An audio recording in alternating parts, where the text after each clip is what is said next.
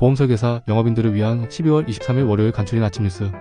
채널 추가하시면 영업에 도움되는 다양한 정보를 볼 수 있습니다.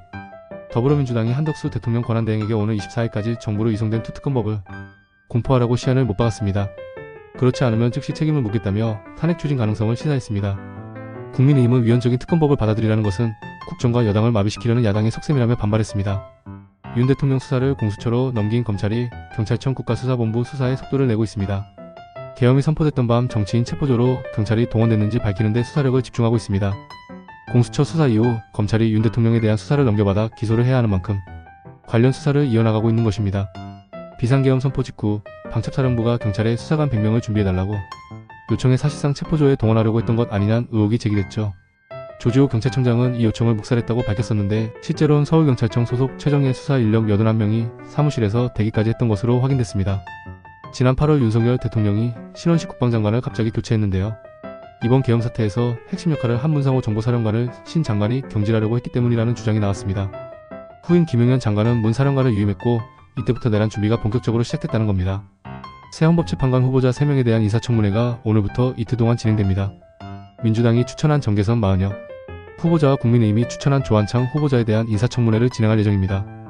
국민의힘은 야당이 임명동의안을 강행 처리할 경우 헌법재판소에 권한쟁의 심판을 내겠다고 밝혔습니다.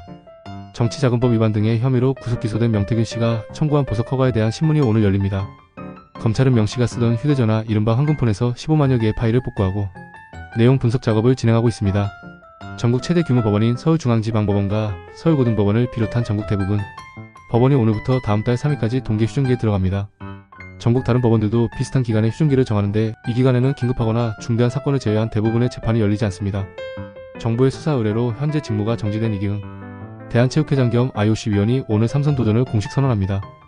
지난 2016년부터 체육회 수장을 맡아온 이 회장은 직원 부정 채용과 횡령, 배임 등 다양한 혐의로 검경의 수사선상에 올라있지만 결백을 호소하며 사면임의 도전장을 던졌습니다. 정영진 신세계그룹 회장이 트럼프 대통령 당선인을 미국 저택에서 직접 만났다고 밝혔습니다. 정 회장은 앞서 미국 현지에선 트럼프 당선인과 10분에서 15분 정도 대화했고 트럼프 주변 사람들이 한국에 대해 여러 질문을 했다고 전했습니다. 국내 리더십이 무력해진 상황이라 특히 이번 만남에 관심이 쏠립니다. 앞서 SK하이닉스에 이어 삼성전자도 미국으로부터 반도체 보조금을 받기로 최종 결정됐습니다. 약 6조 9천억 원의 보조금으로 원안보다는 약 2조 4천억 원, 26%가량 줄어든 액수인데요. 이렇게 고비는 넘겼습니다만 다음 달 출범하는 트럼프 2기 행정부가 이 보조금을 정확하게 집행할지가 관건입니다. 고령화 인구 감소.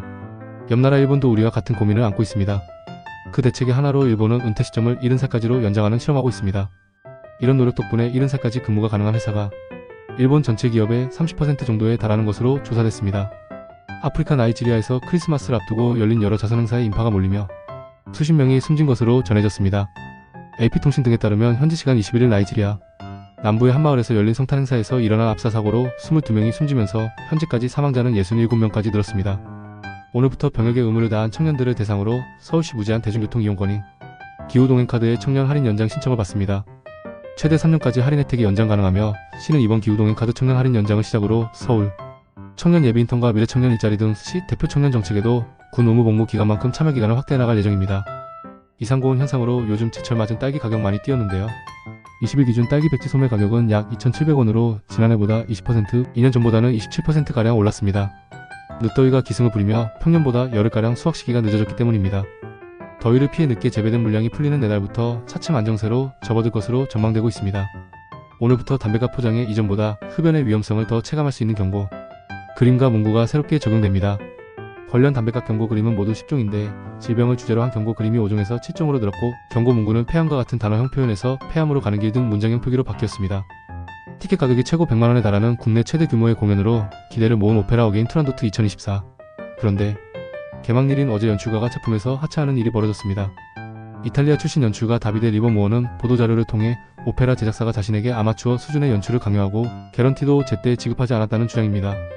다이어트 처방으로 유명한 병원 앞에는 진료 시작 전부터 대기표를 받기 위해 줄을 서는 사람들을 쉽게 볼 수 있는데요.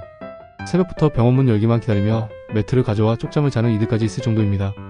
중독성과 의존성이 높은 마약류 향정신성 식욕억제제도 있었는데 과다 복용하면 불면증 같은 부작용을 일으킬 수도 있습니다.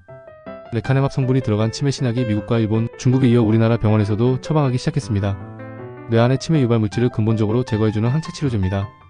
치매 환자들을 비롯한 고령층의 기대를 모으고 있는데요. 치료기간 1년 반 동안 격주로 주사를 맞는데 약 4천만원 정도 들어갑니다. 고가의 치료 비용과 완치제가 아닌 점은 해결해야 할 과제입니다.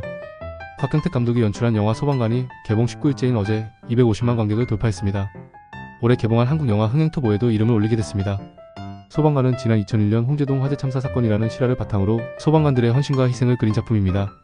가수 이찬원 씨는 지난 주말 시상식에서 유재석, 전현무, 김종민, 유수영 씨 등 함께 경쟁한 후보들을 제치고 최고상인 대상을 차지했습니다.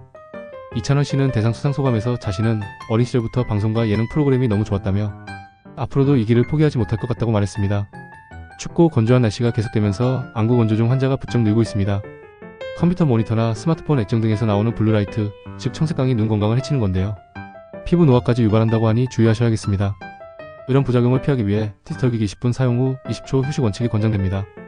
월요일인 오늘도 강추위가 계속되고 있습니다. 현재 서울 기온은 영하 4.5도로 기온은 어제보다 2도 정도 높지만 찬바람의 체감 온도는 영하 7도까지 떨어져 어제 같은 시각과 비슷합니다. 특히 경기 북부와 동부, 강원과 충북 북부에 한파특보가 이어지는 가운데 이들 지역은 체감 영하 15도 안팎의 추위가 기승을 부리고 있습니다.